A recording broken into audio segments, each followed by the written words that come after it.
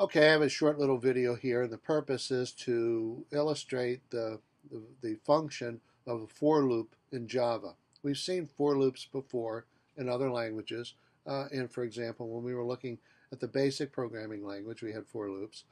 In Fortran, there are do loops, but every programming language has something like this to make it execute a set of commands in a repetitive fashion.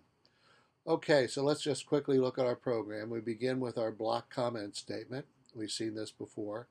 And we begin by naming our class, or the program, which we call a class, and we're naming it for demo. And everything inside this set of brackets is involved in that program. The next statement is our public static void main statement. That's this statement right here. And we have begun every program with this statement: public static void main, strings, args with open and closed brackets, closed parentheses right here that counter that open parentheses, and then everything in this set of brackets goes in that public static void statement as part of it. Okay, we begin by setting our variable count, C-O-U-N-T, to be an integer form, and we end the statement with a semicolon because it is an executable statement. And here we have our for statement, our for loop. And what this will do is the for loop will apply to everything in this statement right here that follows it. So here's the way it works. We begin by setting the value of the variable count to 0. Okay, and then it executes the statement, system.out.print.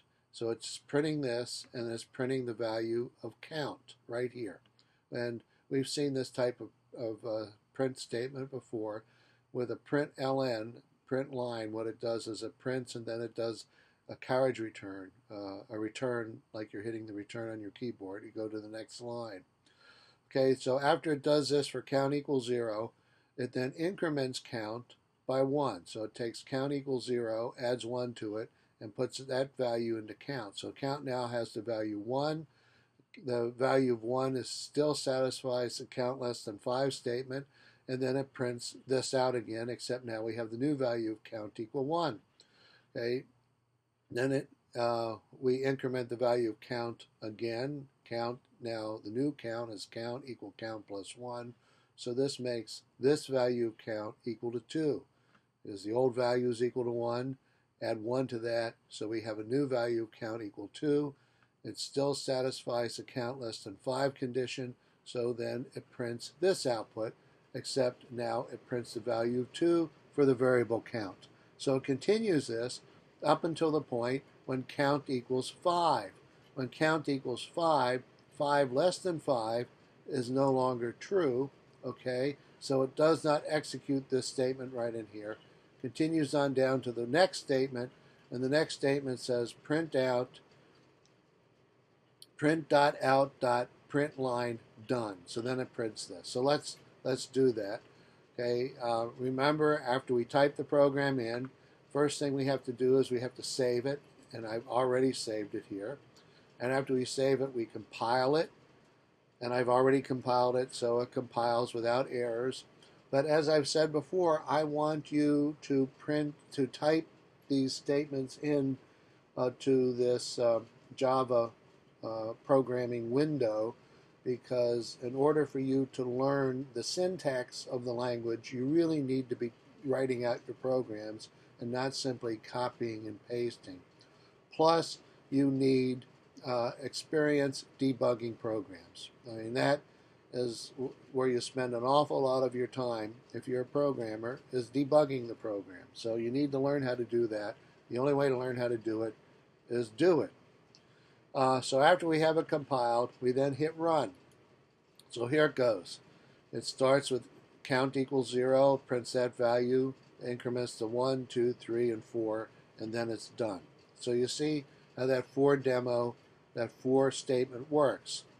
Now, try this. This is another way of incrementing count by the value 1.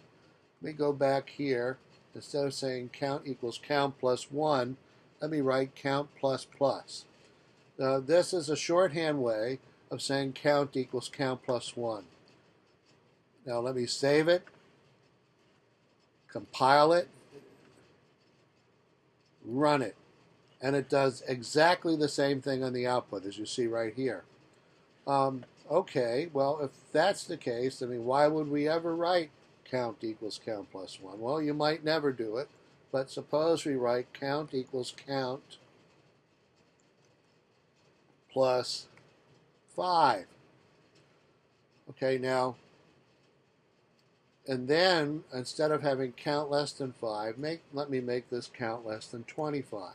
So as long as count stays less than 25, it does the print statement. But here I'm incrementing count equals count plus 5 instead of count equals count plus 1. So I do that, I save it, I compile it, and I run it. And see what we're doing here? The first value of count is count equals 0. Then when it does count equal count plus 5, it changes the value of count to 5. So the next value is 5. Count equals count plus 5 sets it to 10, and all the way up to 20.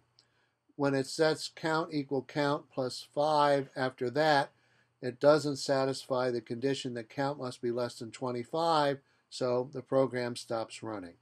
So this is a very simple introduction into the use of a for statement.